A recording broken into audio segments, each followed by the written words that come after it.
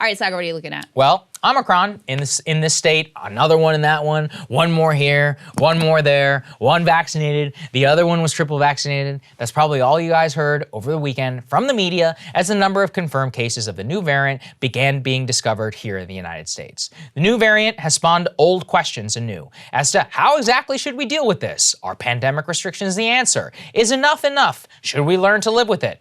That's the question that it has taken me a long time to arrive at, and I'm hoping to share my thinking with all of you. For context, we were some of the very first people to sound the alarm about coronavirus to a large audience. From what I remember, I was beginning to get freaked out in the first week of February, and on February 26th, we actually did a segment warning people about the virus while the Washington Post was still saying, hey, it's racist to care about this virus from China, and actually the flu is a bigger threat. The dominant media position was actually that at the time.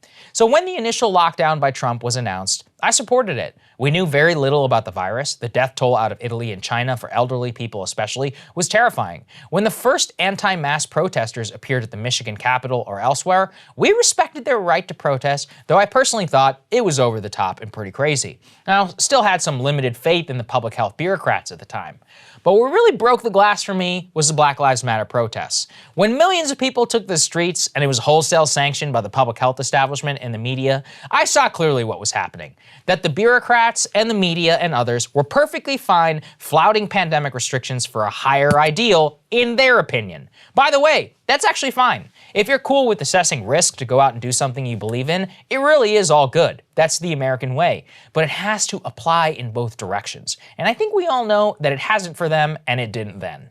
In a sense, that actually made me a lot more civil libertarian and skeptical of pandemic restrictions, because if they're not going to exist in good faith, as has already been proven, then they are a tool in the arsenal of the state for oppression of political opposition. Perhaps you're rolling your eyes, but look, I am not anti-vax. I have had 2 doses of Moderna. I have advocated strongly on this program for as many people as possible to get vaccinated to reduce risk of hospitalization and death, and risk overall of population-wide spread. But when I see the Omicron fear, and the debates here in my home city of Washington with calls to reinstate a mask mandate, or Oregon making their mask mandate literally permanent for indoors, I see a permanent security regime which does not consider basic facts. Basic fact number 1. With vaccines, the risk of coronavirus to our most vulnerable populations has vanished. Most of the people who are dying of COVID did not get vaccinated and are old and unhealthy. Look, I feel bad for them and their families, but they made their choice. Why does that mean the rest of us should live under the gun for the rest of our lives?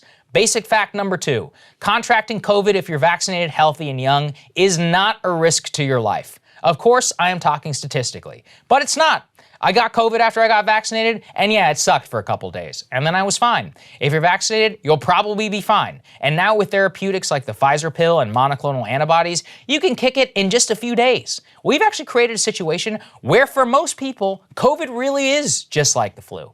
Now, the fact of the matter is that COVID will be here forever. There is no situation where we can vaccinate the entire world. There will be many, many more Omicrons, COVID variants that jump the vaccine or spread faster, that are immaterial as long as we have vaccines that reduce the risk of hospitalization and death, and we have great therapeutics. In other words, more pandemic restrictions are not and should not be justified on the population-wide basis because it is simply a fact of life. If you're scared personally, be my guest, wear a mask. The rest of us, we're moving on. We have 2 choices. We can accept the situation, or we can lose our freaking minds, which brings us to how some people in the world are handling this. A shining example of what we must avoid at all costs in America, even in spirit, and a good view into what the mentally ill public health bureaucrats would do if they could.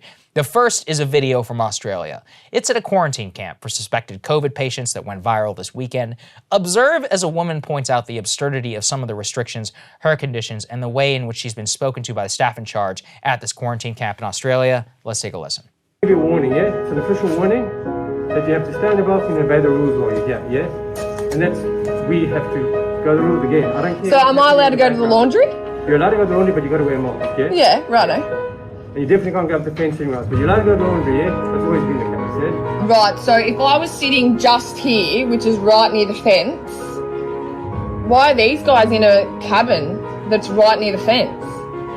It makes no sense, does it? Yeah, but you can't leave your balcony to go to the fence to talk to somebody else. That's what it is, yeah? So if I was Again, at that it doesn't have to balcony, make sense. So there has to be lines everywhere drawn, yes? And one of the lines is you cannot leave a balcony and you cannot go to someone else. Where it makes no sense or doesn't seem right to you, that is the line, and that's what the law is, yeah? And that's how it goes, yeah? the law. From the show direction. There's a law that says Show that. direction, yeah? There's a show direction, yeah? And how the behaviour must be done, especially in this area because it's much more highly infectious. Largely infectious, yeah? Highly infectious when all of us people are negative. So far, the risk is still very high, yeah? While you're here, can we just do that? Otherwise, the next time it's a $5,000 fine. We don't want to do that. It's a $5,000 fine if what? If you breach again. If I walk out onto that path. Without your mask on, for no reason other than the rule. If I cross that yellow line that I've broken the rule, I will be issued with a $5,000 fine. That's correct. Right. Yeah, that's crazy, but that's actual life in Australia. Or consider Ireland, where 91% of the eligible population is vaccinated, and in response to Omicron, they are closing all nightclubs, table service and social distancing in restaurants is coming back. They're going to 50% capacity for mass events. Before the holiday season, we're saying 3 households maximum are allowed to mix indoors. Look, I'm not fear-mongering and saying this is coming to you in this exact form in the US, but it is a glimpse into what they really want, and worse, what all of this looks like when power is unchecked. When the mindset of eradicating an eradicable disease takes form in people's minds who have total authority over you, and just how much it matters to be publicly engaged. Because the more you look away and you don't pay attention, the more the infrastructure for restricting you actually gets put more into place.